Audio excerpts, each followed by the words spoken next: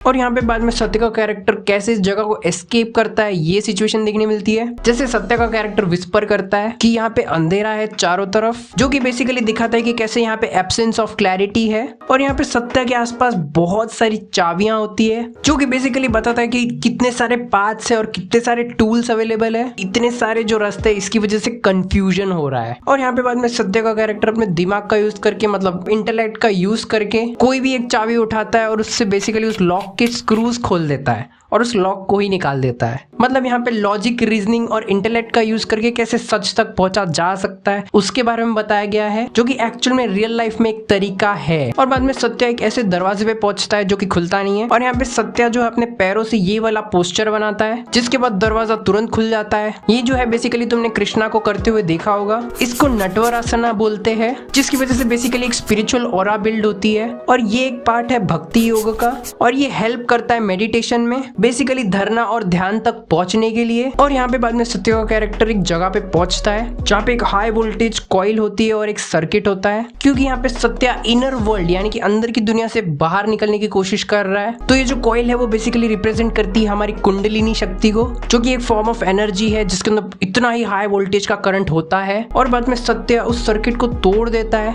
जिसकी वजह से शॉर्ट सर्किट हो जाता है। और यहाँ पे उस कॉइल के नीचे एक पानी होता है, जिसकी वजह से इलेक्ट्रिसिटी जो है प्रॉपर फ्लो कर पाती है उस पानी के अंदर। बेसिकली यहाँ पे कुंडलिनी शक्ति को जगाने की बात हो रही है। और बेसिकली अगर रियल वर्ल्ड में भी देखा जाए तो जिन्होंने भी कुंडलिनी अवेकनिंग को एक्सपीरियंस किया है उनको भी बेसिकली फर्स्ट टाइम झटका लगा था। और चक्रस के खुलने से और इस एनर्जी के एक प्रॉपर फ्लो से हम लोग बेसिकली एक हायर लेवल ऑफ कॉन्शियसनेस पे पहुंच जाते हैं, जिसको बेसिकली एनलाइटनमेंट बोला जाता है, जहाँ पे हम अपने मेंटल लिमिटेशंस और इस वर्ल्डली कनेक्शंस से फ्री हो जाते हैं। बेसिकली अगर ओवरऑल बताऊं तो यहाँ पे सत्या का कैरेक्टर जो है अपने इनर वर्ल्ड को एस्केप कर रहा है, और ये पूरा एस्केप जो है बेसिकली जर्नी बताता है एनलाइटनमेंट तक की और सेल्फ रियलाइजेशन तक की। और यहाँ पे सत्य का कैरेक्टर बेसिकली वहीं आके फंसता है जहाँ पे मेजोरिटी ऑफ लोग आके फंस जाते हैं, जहाँ पे बहुत ही ज्यादा स्मोक है, एक्सट्रीम लाइटनिंग है और उसको गर्ल्स के हेलुसिनेशन आते हैं। बेसिकली यहाँ पे हमें प्लेजर के बारे में बताया गया है कि कैसे लोग इसके अंदर फंस जाते हैं, कैसे टेम्पटेशन और लस्ट हमें लिमिट करते हैं,